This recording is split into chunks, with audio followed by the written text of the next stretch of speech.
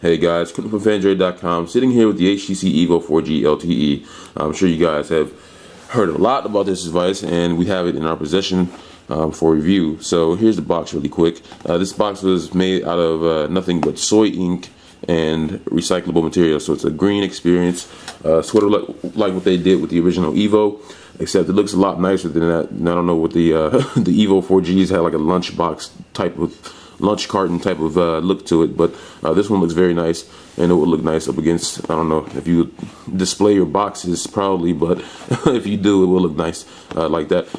There was nothing inside except for the getting started guide and the USB cable and power kind of brick, which you can kind of see over there. And I think there was supposed to be a micro SD card slot coming inside, at least that's what I heard. But this one didn't come with one either pre-installed or in a box, so I'm not sure if that's going to change for retail, but we'll see. So to the phone, because this is the star of the show. Right away you can see the 4.7-inch HD display, 720p display, and it's a really beautiful display. I don't even know if the camera will be able to do it justice. I think this is super LCD. I'm not really sure at this point, but all I know is that this display is it's one of the most crisp displays I've seen. I really have no issues with that. I'm not even sure if this is on full brightness, but it's always very bright, very easy to see in sunlight. So this display will please the very lot of you. So let's just go ahead and take a look at other hardware features. So up top you see we have a speaker grill. It's a very thin speaker grill, but you can still see that, well, I don't know if you can see it on the video, but there is an LED notification light to the far right. And underneath the speaker grill, also the light and proximity sensors. You can't really see them on the top bezel. So that's an interesting change, and one change that I really do appreciate. And you can see the bezel itself is not really that thick at all. This is one of the thinnest bezels I've seen on a device, and well, at least not counting the little black strip you see above the display, but the actual physical, I guess, casing for the bezel is very thin. On the bottom, you can see we have capacitive buttons for back, home, and recent apps. On the left side, we have a micro USB port and nothing else. And on the right, we have a volume rocker up and down and a camera button, which I really appreciate. And many are going to appreciate it with a phone like this with such a great camera. On the bottom, you have the microphone hole. And I'm not sure if I showed the front-facing camera, but there it is to the right of the speaker grill. On the top, you have the power button. You have the microphone noise cancellation for the microphone, and then you have the 3.5mm headphone jack. Then going to the back is very interesting here. So you can see right away the 8 megapixel camera with 1080p HD video, and that is an LED flash to the right of it. So first of all, I started with the case. The case is very interesting because this is got kind of a glossy black plastic type, and then you get to the bottom, you have this kind of matte finish. And I really like this design because it will be really cool for people to I guess customize the device in this way. It's like, say you want to buy a white back for your EVO 4G LTE, so you would have white, red, and black.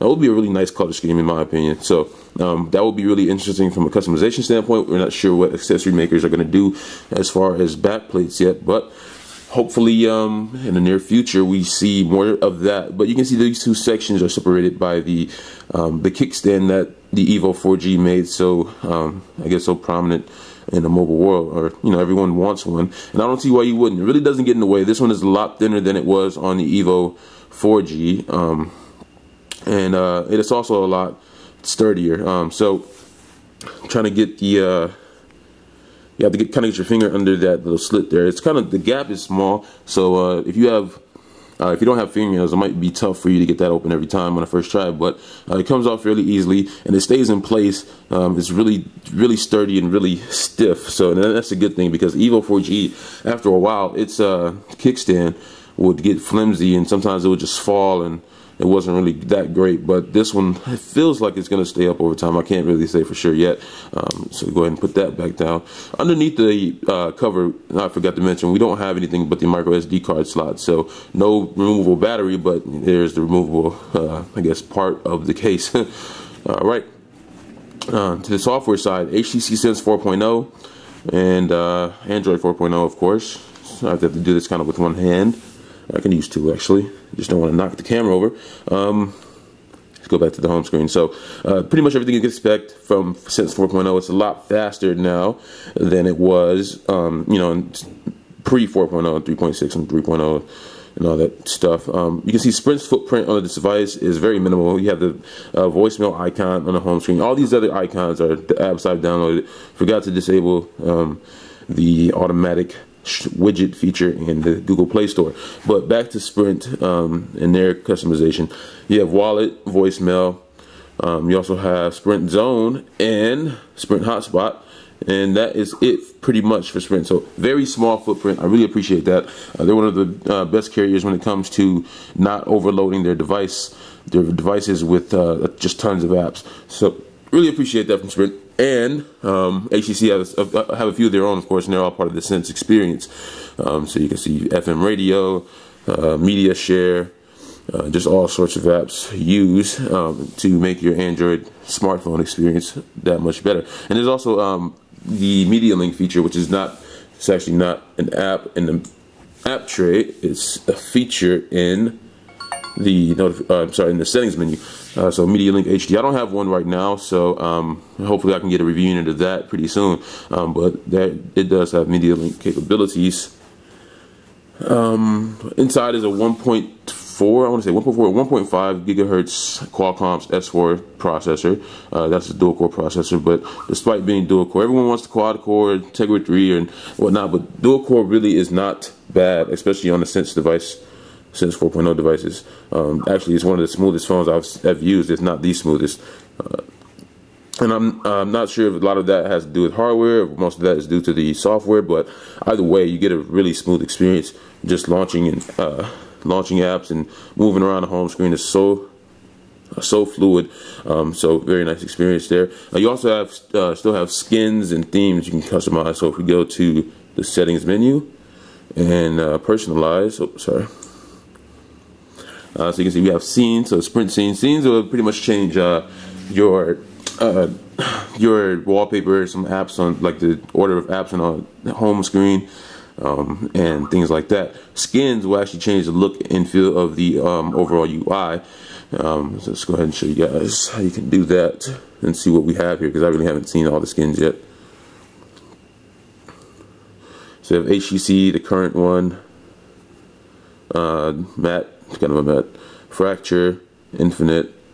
So very subtle changes, but you can customize it however you want, and I'm sure you can get more. I don't know if there are any more available right now. Really don't want to look, because 3G is kind of slow here, and it's going to take forever. But you can change your skins, you can change your scenes, and things like that. So these things have been in HTC Sense forever, but I just want to show you guys that not much has changed in that department. But overall, Sense is a lot better. And this 8-minute, I guess, non-unboxing video could be long enough to be a review, but we are not doing that for, we're not reviewing it. So we're going to cut it short here. I'm going to go dive more deep into the device. I didn't really show you guys the camera features. I just wanted to conserve time. So yeah, continue shooting in the camera. I can show you guys how that works really quickly. Just hold the button down, and it'll take 20 photos in 5 seconds, up to 3 photos per second. Actually, it's taking a lot longer than it should. I'm not sure what is going on, but and then it'll allow you to choose the best photo based on, I guess, you know, blurriness or who's in the shot. If anything is wrong in the shot, you can just choose the best one, and it'll delete all the other ones, or you can keep the whole collection of them. Not sure why you want to keep tons of photos of the same thing, but there it is. And then I can just show you guys really quickly. I know I'm supposed to be ending this, just the pictures I've taken so far with it. We actually went on a tour of New Orleans yesterday. If I can find a gallery out, there it is. And took a ton of pictures with the EVO 4G LTE. So just to show you guys, this was HTC's dinner they put together, which is really awesome. That's the Super Dome.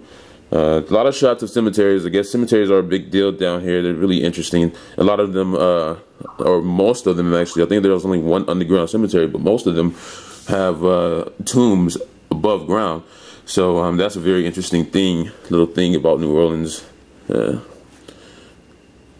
Another cemetery shot. So just a bunch of photos I've taken. You guys will see all these in the review. I might even do a photo gallery post just to show you guys how the camera the photos look taken with the camera. So this is Quinn from Android.com. You can expect a full review very soon, and stay tuned for more HTC EVO 4G LTE coverage. Thanks.